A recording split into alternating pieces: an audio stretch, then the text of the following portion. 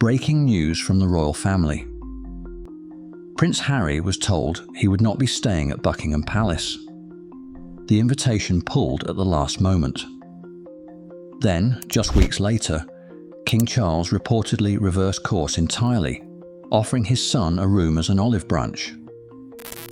A private Highgrove reunion, a very public rejection, and a reversal nobody saw coming, splitting the nation nearly down the middle. But now, one major question remains. What happens when September arrives?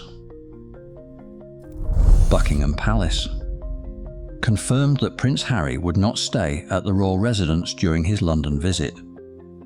According to palace officials, King Charles had extended an invitation, but the Duke of Sussex failed to accept it before a strict confirmation deadline. Royal sources explained that the decision was a matter of notice and security procedure, noting that the royal apartments require a minimum of 28 days to prepare and are no longer kept on permanent standby. However, Prince Harry's representatives presented a completely different version of events. His team released a statement claiming they had formally accepted the invitation, only for the palace to pull it back at the last moment. This sudden cancellation left Harry without his expected base of operations in the UK, turning a private lodging arrangement into a public dispute over security logistics.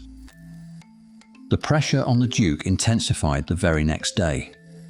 On July 7th, the High Court dismissed Harry's high-profile privacy lawsuit against the publisher of the Daily Mail, dealing a heavy blow to his legal campaign. In the span of 48 hours, Harry faced both a major courtroom defeat and a highly publicised lockout from his childhood home, leaving observers with two competing, irreconcilable narratives of the royal rift. On July 10th, 2026, the public hostility briefly paused. King Charles and Queen Camilla hosted Prince Harry, Meghan and their children, Archie and Lilibet, at Highgrove House for a private family gathering. The palace released no photographs, describing the meeting simply as a private family occasion. It was their first reunion in 4 years, dating back to the late Queen Elizabeth's Platinum Jubilee in 2022. For a brief afternoon, the legal battles and housing disputes were set aside as a grandfather finally spent time with his grandchildren. But this quiet contact only made the surrounding public conflict appear more stark. While the private reunion suggested a potential thaw, the immediate public reality remained cold. The monarchy appeared split, caught between quiet family warmth behind closed doors and strict institutional discipline in public. Observers questioned whether the Highgrove meeting was a genuine step toward healing, or simply a temporary pause in an escalating battle.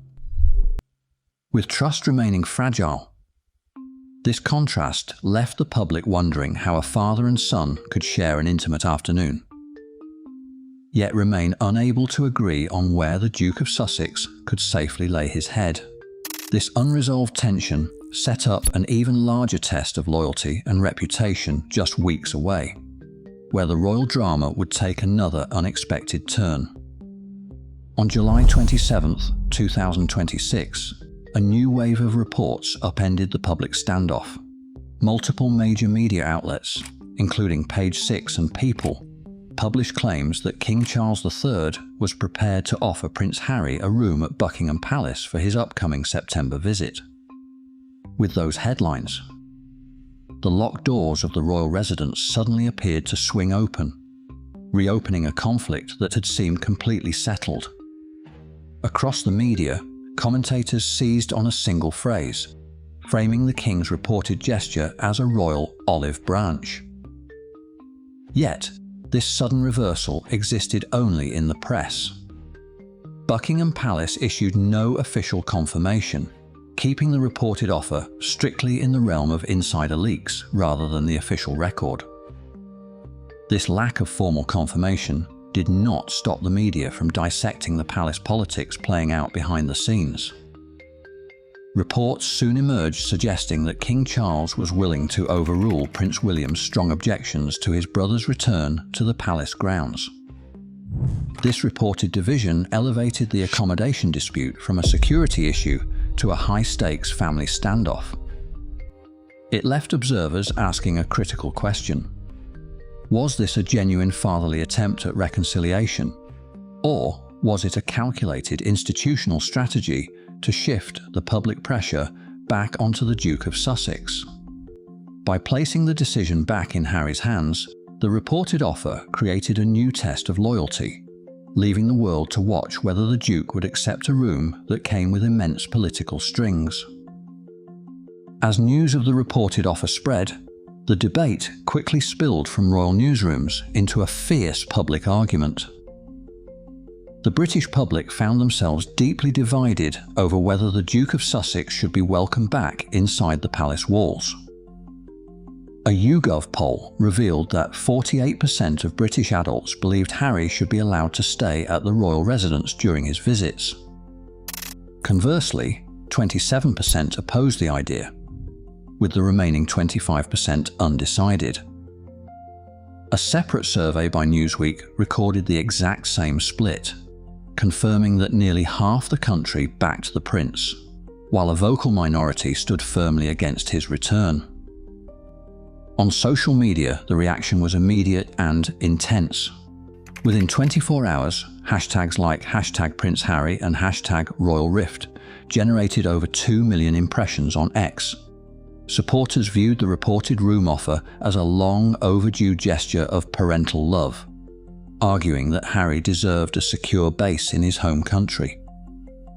Critics used the very same headlines to label the development a calculated public relations stunt, pointing to the ongoing disputes over security funding. The media framing itself became a key part of the drama, turning the accommodation dispute into a battle for public sympathy.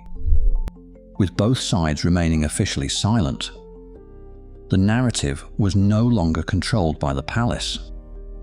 Instead, the story belonged to the public, where every leaked detail was analysed by supporters and detractors alike, leaving the monarchy caught in the middle of a modern cultural divide. Confirmed. Buckingham Palace officially stated Prince Harry would not stay at the royal residence, while Harry's spokesperson Counter claimed that a formal invitation was withdrawn at the last minute. Buckingham Palace remains the sole gatekeeper of verified information. Reported. Major media outlets claimed King Charles would offer his son a room at the palace for his upcoming September trip. Yet the palace has issued no official confirmation of this offer, keeping it entirely within the realm of insider leaks. Speculated. The true meaning behind this sudden reversal, who actually directed the press leaks, and whether this represents a genuine fatherly reconciliation or a strategic public relations maneuver. Into the silence of the palace, the media continues to project its own narrative. The calendar now moves towards September, the next real pressure point for the House of Windsor. Prince Harry's scheduled return to London will test the limits of this fragile family dynamic. If King Charles's reported offer of a room at Buckingham Palace stands, it could soften the public narrative and signal the beginning of a quiet reconciliation. But it could also invite even sharper scrutiny, turning a private stay into a media circus. For the palace, managing the optics of this visit has become just as challenging as coordinating the physical security. Every movement, from which entrance the Duke uses to where his security team is assigned, will be read symbolically. The ultimate question is whether this September visit can offer a genuine reset for a father and son, or if it simply begins another dramatic chapter in an endless public crisis. Today, the battle over a royal spare room is about far more than lodging. It is a high-stakes test of trust under a relentless global spotlight. As September approaches, one question remains. Can an olive branch survive the institution's pressure, Share your thoughts in the comments.